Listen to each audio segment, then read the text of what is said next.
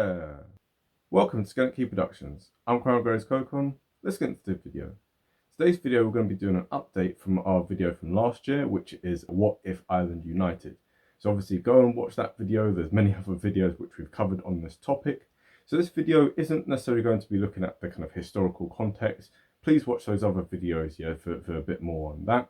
But for this video today, we're just going to be doing an update for 2022. And we're going to be looking in particular at the Northern Irish Census of 2021, which only just came out at the end of 2022. But anyway, so the video is going to be mainly looking at the findings from that census, but also we're going to be giving an update on what my views are with regard to the situation in Northern Ireland and how my opinions have changed from last year. So if you like what you're seeing already, don't forget to hit the like button, subscribe if you haven't already, and obviously don't forget to hit the bell button so you stay notified of all our upcoming videos. And also as well with this video, we're going to split it into three different parts. So we're going to have the religious aspect, we're going to have the national identity aspect, and we're also going to be looking at who holds what passport in Northern Ireland. Because as a result of the Good Friday Agreement there, people there can own British passports and Irish passports as well, and they can have dual citizenship if they wish. So we're going to be looking at some of the data with regard to all of this. So without further ado, we're going to dive straight in now. So we'll talk about the religious aspect to it first. So obviously historically, there's been a huge amount of overlap and correlation between whether people are Protestant and therefore Unionists, or whether they are Catholic and Irish nationalist. Now, for the most part, there still is a whole lot of overlap. However, we do have situations whereby there are Catholics who want to remain within the British Union, and equally there are Protestants who are happy with a united Ireland, right? Although, of course, in both these groups, they do make up an overall minority. But still, it's interesting to look at the data for this and see how much it's changed. And obviously the big headline, which has been on all the different news things, right, has been that for the first time now, Northern Ireland has a plurality of Catholics when compared to Protestants. So obviously Northern Ireland from its very beginning was set up to be this Protestant enclave where there would always be a Protestant majority, and now it seems that that has finally been undone. So if we look at the figures from 2011, what we can see is that there was 48.4% of the population which were Protestant. However, there was 45.1% that were Catholic. Now the figures have changed, whereby there's a 43.5% that are Protestant and 45.7% which are Catholic, right? So it's still not an overall majority of people who are Catholics, but it's still a plurality. And actually, when we look at this, right, you can see that obviously the non-religious community has now risen from 5.6% to 9.3%, and this matches the kind of trend that you see throughout the Western world, which is that people are becoming more and more irreligious. However, this does mask the deeper figures, when one looks at it, because if one looks at it on an overall thing, people identifying as Catholic or Protestant, for the most part, this comes from people growing up in Protestant households or growing up in Catholic households.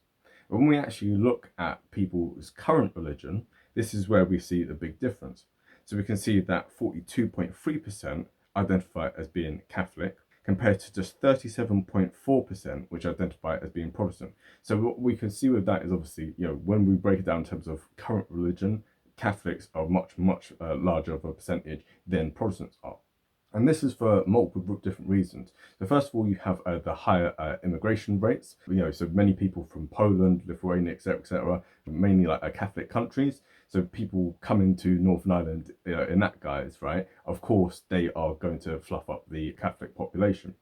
Similarly as well, the birth rates amongst Catholics has always been much higher. So this is part of the reason why, as you can see from the figures here, the Catholic population has risen in absolute terms, not just percentage, whereas the Protestant population, not just in percentage terms, has gone down, but actually in real terms, in terms of number of adherents, has fallen over the decades. And what we can also see is that the people in Northern Ireland who are most irreligious tend to be in the parts of the country which have the strongest kind of Protestant majority, right? So as you can see on this map here, this kind of really illustrates that.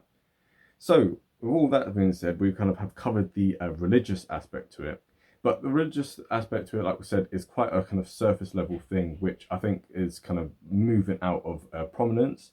So now we're going to be focusing on the national identity aspect to it.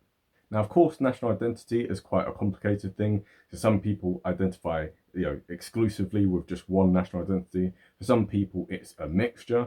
Some people it's a dual nationality, or they have triple nationality, etc. So that's what we're going to look into with regard to this. So the census, it does ask people whether they are only British, only Irish, etc., etc., and it also asks whether they are a combination of these different things. So if we're looking first of all at British only, what we can see is that in 2011, only 39.9% of the population identified only as being British. However, that figure now in 2021 has now fallen to 31.9%. And when we look at the people who identify as Irish only, that has risen from 25.3% up to 29.1%. And in terms of those who see themselves as Northern Irish only, this has fallen from 20.9% down to 19.8%. Now, when we look at those with a combined British identity, so this is people who identify as being British and Northern Irish, or just British, or British and blah, blah, blah, etc., etc. When we look at these figures, what we can see is that in 2011, the figures was 48.4%, which actually happens to correlate quite neatly with what the Protestant population was in those years, right? But when we look at it now in 2021, we can see that that figure has now fallen to 42.8%. And when we look at Irish combined, this has risen from 28.4% up to 33.3%. And when we look at Northern Irish combined, it has risen from 29.4% up to 31.5%. Now, in terms of the makeup of the different districts, this has largely remained the same. So in 2015, they have redrawn what the different districts are and stuff. They combine different districts. But what we can find is that there are 11 districts in Northern Ireland. And the only one which has had an actual shift away from one thing to the other is Belfast, right?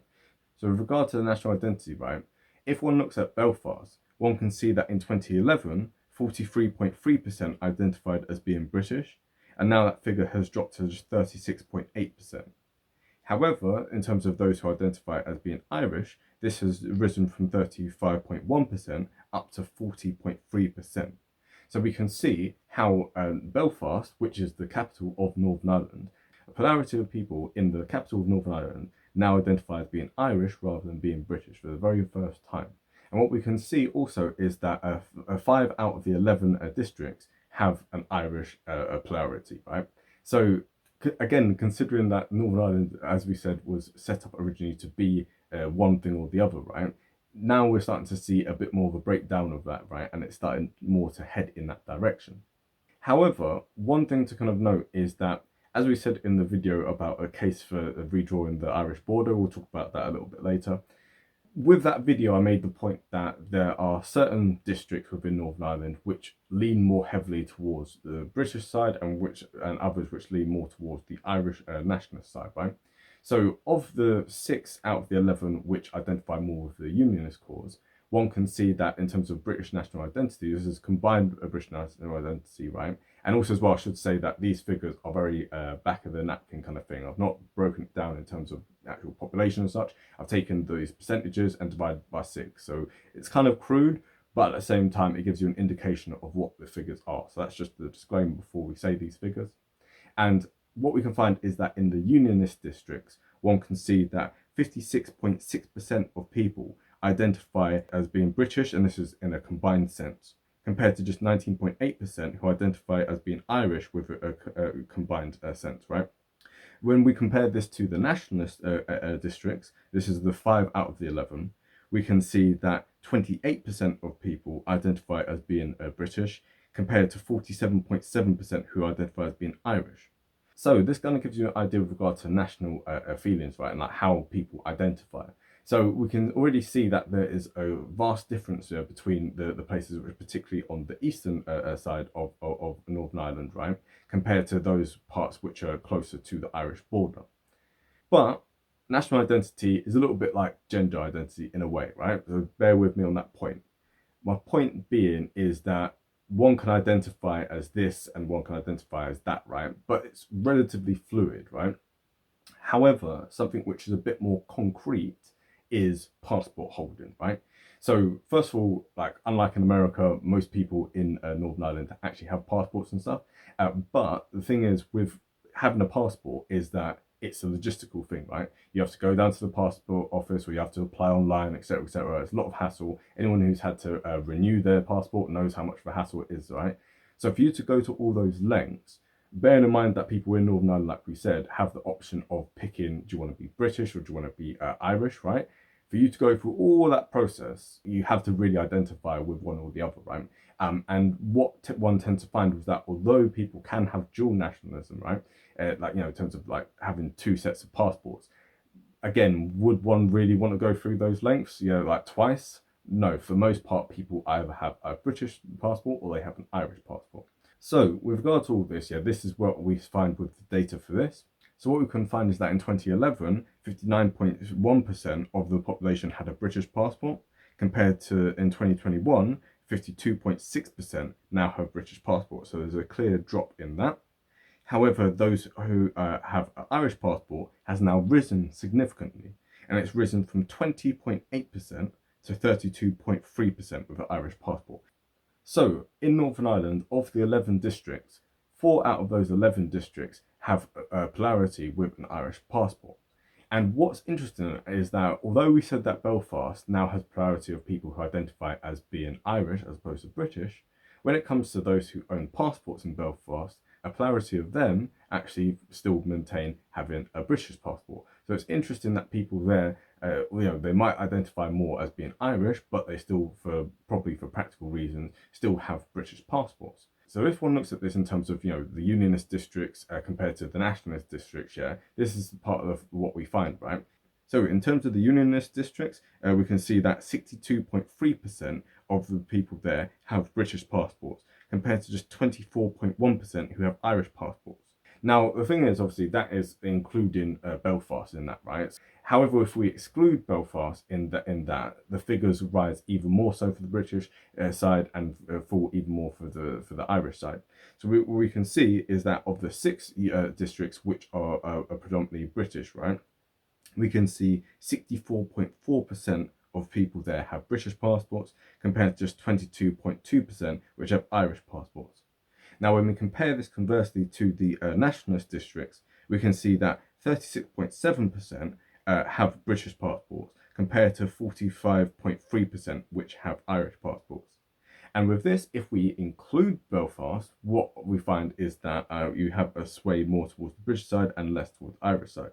And this is where we find that 39.3% have British passports, compared to 43.4% which have Irish passports. So with all that, what we can see clearly, and this was the point that I made last year when I was talking about redrawing the Northern Irish border, is that clearly there is a difference between one part of Northern Ireland and the rest of it. And actually these differences are even more sizable when we compare the two extremes on either side. So when we look at Ard and North Down compared to Derry City and Strabane, and apologies if I've mispronounced it, mispronouncing Irish names is my thing on this channel, but that's just that, right? But if we compare these two, what we find is that in Ard and North Down, 75.8% of people have British passports, compared to just 16.3%, whereas in Derry, we see that 32.8% of people have British passports, compared to 51.8% who have Irish passports. So this is why last year I made the case that logically it makes sense to redraw the Irish border, right? Because clearly it's not reflecting the situation on the ground. However, I've changed my stance on that, right? And the reason I've changed my stance on that is one to do with energy and morale, right? So I'll give you an illustration of this. In Ukraine at the moment, in the war in Ukraine, the side which has the most energy and has the most morale is the Ukrainian side. And the Russian side has much less morale, has much less energy. And historically, it tends to be, both in times of peace and in times of war, when it comes to politics, the side which has the most morale tends to be the one that ends up winning. And what we can see with, what we can even see with this sentence being declared and stuff, right, is not what one would expect. One would expect the unionist community to be up in arms about this, yeah, to be protesting, to be rioting, etc., etc. Instead, it's kind of gone, and it's been a thing where people in Ireland, people in Northern Ireland, people in Britain, the headlines have been one of shock and also a kind of inevitable kind of thing of like, oh, it's finally here. The energy doesn't seem to be it's here now and now we need to resist it. It seems to be a consignment to the fate that it seems that's been heading towards it for a long time. So what we see is that the unionist community isn't up in arms. They're not saying, right, we need to redraw the border and stuff, right? And if there's not that call to redraw the border, then me talking about redrawing the border is just not going to happen. The energy simply isn't there, right? There's no mass movement for it. There's no political parties calling for it. The unionist vote at the moment is split 3 different ways between the DUP, the UUP, and the TUV, right? So, the community is all divided, and none of them are advocating for an independent Northern Ireland, which is part of what I was saying before. So it seems that as a result of Brexit over the last few years, it's really highlighted to people in Northern Ireland that people in Britain are happy to throw them under the bus when it comes to actually having a deal with the EU. Northern Ireland has been an inconvenience for us, right? And it's been a thing where the people within the unionist community have started to see that. But also, this is a point that one of my friends made, right? That if you have someone from the Irish Republic, right, and they come and speak to someone who's an Irish nationalist in the north of Ireland, as they say, right, they tend to have clear kinship with each other, right? There's a shared common national identity. Whereas if a unionist comes to England or comes to Scotland, or if a Scot or an Englishman comes to Northern Ireland, there's not that natural kinship. The pennies finally dropped with the unionist community there, which is probably why you see the number of people identified as being British has significantly dropped off, because they've realised that their sense of British identity is collapsing. And actually, even if the Conservative and Unionist Party, you ask them, right, the majority of their voters say that they would rather have Brexit than keep Northern Ireland, right? So if it's a choice of having Brexit or losing Northern Ireland, they'd rather lose Northern Ireland, yeah, and be able to still have Brexit. And we can see this with regard to the Brexit deal which happened. Even though the Northern Irish Protocol hurts the unionist community, the government in Westminster, as much as they might bang on the drums and kind of say, oh, well, we're standing up for that, at the end of the day, they've been thrown under the bus, right? No one cares about them. And speaking to my friends in Northern Ireland, yeah, who are from both communities, whereas before they'd always be like, oh, well, we want to kind of stay British and stuff, yeah, because of NHS and blah, blah, blah, whatever kind of thing, right? Now it's a thing where they say, actually, you know what? A United Ireland doesn't sound like that bad of a thing. So I think in terms of what if Ireland united, I think that the case for that now is even stronger than it has ever been, right? And I think that, where I said before about fears of ethnic cleansing and all the rest of it, I think that the people in the Republic of Ireland and most of the Irish nationalist community in the north, I think that they are thoroughly decent enough people. And apart from a few Republican Herberts, basically, right, causing mischief and trouble, I think that they will be enough of a restraining force for there to be a civilized transition from it being part of the British state to being part of the Irish state. And I still think that the government in Stormont will still be maintained. Although I can't see places like Derry and other places close to the border, right? I can't see them still actively wanting to be part of that. I think that they will merge into it.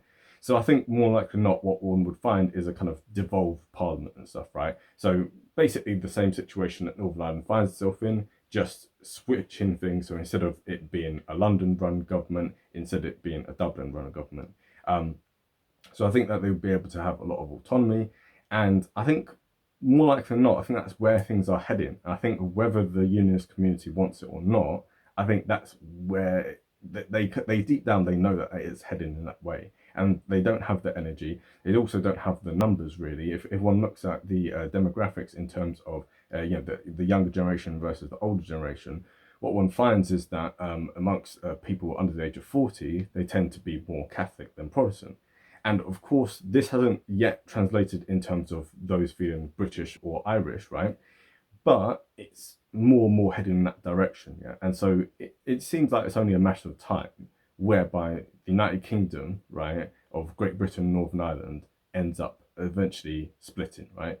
And I think that, as I said before, as an Englishman, as an English patriot, right, and someone who wants an independent England, I think that this is the first step in us moving away from our imperial past, our first step in moving away from this sense of Britishness, etc., etc., and also just stepping back and being like, right, the people north and south of the Irish border, I think it's their time to sort this out and stuff, right? And it's not for people like myself, and I think this is why I got such a lot of flack in the comments before my redrawing the Irish border case, right? I think the reason people gave me so much flack upon reflection is more, it's not my place to try and make peace proposals or to, you know, try and have any of these kind of things. And I think also as a public figure, as limited as my public space is, right, as you know, as limited as my audience is, I think it's incumbent upon people with integrity to make a point of, you know, speaking on how they have changed their opinion on things and actually being open and honest, yeah, in terms of what they think that they got wrong. I still think that from an intellectual perspective, it makes sense. However, from a practical sense, it actually doesn't make sense, right? Because if the unionist community is not calling for those things, if there's not the same level of energy as there's for United Ireland, you know, conversely the other way, then I think calling for a redrawing of the Irish border, no one seems to be asking for that. And apart from some voices and stuff, right? You know, the Good Friday Agreement doesn't seem to be any real clamoring to have it amended. Doesn't have to, you know, there's no clamoring for it to be upended either. So I can't see how, with the current things as they are, and I could be wrong, everything could suddenly change. You know, the unionist community could flare up and you know, try and you know, form their own little mini state. But as things are at the moment, I can't see that happening. I can't see that happening anytime soon. I think that Sinn Féin is a big problem with regard to this, because they and other Republicans, their narrative here is actually counterproductive, and I think that will scare away a lot of the unionists. Their ties to the IRA, etc., etc. I think that it needs to move away from that kind of sectarian language and stuff, and I think that other parties like the SDLP, like the Alliance Party, etc., etc., I think that they will have a much better chance in winning people over rather than Sinn Féin, which has like a lot of historical and current baggage. But anyway, that's my kind of take on it. And you know, don't forget obviously to hit the like button if you like this, subscribe if you haven't already, and obviously hit the bell button so you stay notified for upcoming videos, and also leave a comment in the thing here. I know people will leave a comment because Irish people tend to you know, very strong opinions on things, right? So we're very happy to hear those opinions, provided that they're respectful. And also as well, the next video is actually going to be on what if the Irish potato famine had never happened. So we're going to be looking at the history of that, we're going to be looking at the demographics of that, we're going to be looking at how that would have affected Ireland, how it would have affected Britain, and how it would have affected the whole world. So in the meantime, have a great day and bye.